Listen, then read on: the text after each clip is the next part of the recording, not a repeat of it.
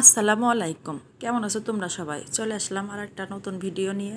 এটা ছিল সাতক্ষীরায় কাটানো আমাদের সেকেন্ড পার্টের ভিডিওর কিছু অংশ। এই যে আমার মামা শ্বশুর যে বাড়িটা করছে সেই বাড়ির এক কর্নারে সুন্দর একটা মসজিদে নামাজ পড়ার স্থান বানাইছে। এত ভালো লাগলো আমার দেখে। আসলে এরকম করা উচিত, আমাদের সমস্ত মুসলমানদের বাড়িতে নির্দিষ্ট একটা জায়গা রাখা উচিত নামাজের জন্য, যেখানে কেউ ডিস্টার্ব করবে না, কোনো আওয়াজ হবে না, নিরিবিলি একটা জায়গা থাকবে নামাজ পড়ার জন্য। সবাই ইচ্ছা মতো যে সেখানে নামাজ পড়বে। এই যে এখানে নামাজ পড়ার স্থান। এদিকে সকালে খাবারের আয়োজনে ছিল আলু ভর্তা, ডিম ভাজি আর আম ডাল।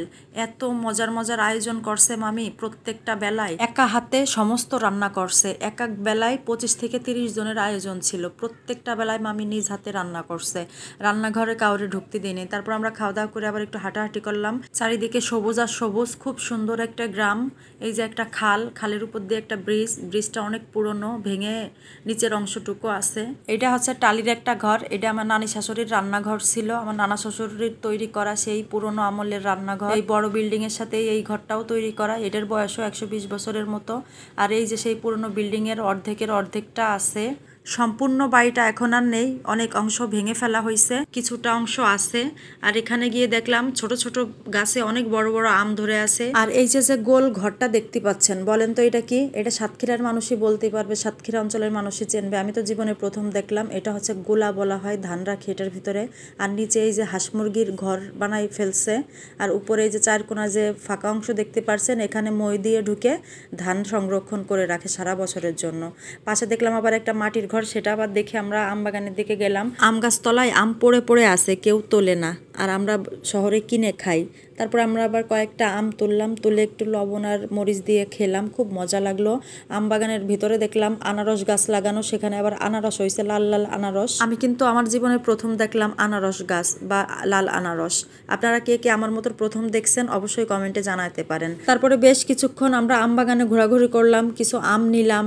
এদিকে আমার ননদের আবার কাঁঠাল দেখে গালে পানি চলে আইছে, তার কাঁঠাল নিতে হবে, কাঁচা কাঁঠাল রান্না করে খাবে এচোট। তারপরে সুন্দর দেখে আমাদের একটা স্বাস্থ্যবান কাঁঠাল পেড়ে দেয়া হলো। আসলে গ্রামের মজা শুধু গ্রামেই পাবেন, গ্রামের মজা কখনো শহরে খুঁজে পাবেন না। তারপরে বাগানের থেকে আমরা বাসায় এসে দেখি মামি শাশুড়ির অনেক রান্নার আয়োজন চলছে। মামি একা হাতেই রান্না বান্নার আয়োজন সব গুছাই ফেলছে। এদিকে রোস্ট রান্না হচ্ছে, পাশের চুলায় ডিম সিদ্ধ দিছে।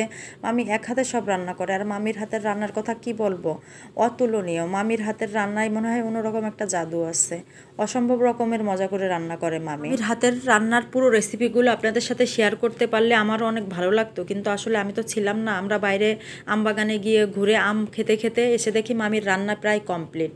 অনেক প্রকারের আয়োজন ছিল, ডিম, মাছ, মুরগি, গরু, পোলাও, সাদা ভাত, দই, মিষ্টি, সালাদ, অনেক রকমের আয়োজন করছে। সবকিছু কমপ্লিট। আমরা গোসল করতে না করতে মামির সবাইকে খাবার দিয়ে দিছে। আমরা আবার বাসায় ফিরে আসব বিকালের মধ্যে, তার আগেই মামি রান্না বান্না করে একদম রেডি। মামি কিন্তু গ্রামে থাকে না, মামি ঢাকায় থাকে। মামিও গেছে ঈদ করতে গ্রামে। আসলে কি বলবো, এক জায়গা থেকে এক জায়গা গিয়েও সে মানুষের জন্য এত পরিশ্রম করে রান্না করতেছে, সবাইকে খাওয়ায় সে এত আনন্দ পাচ্ছে।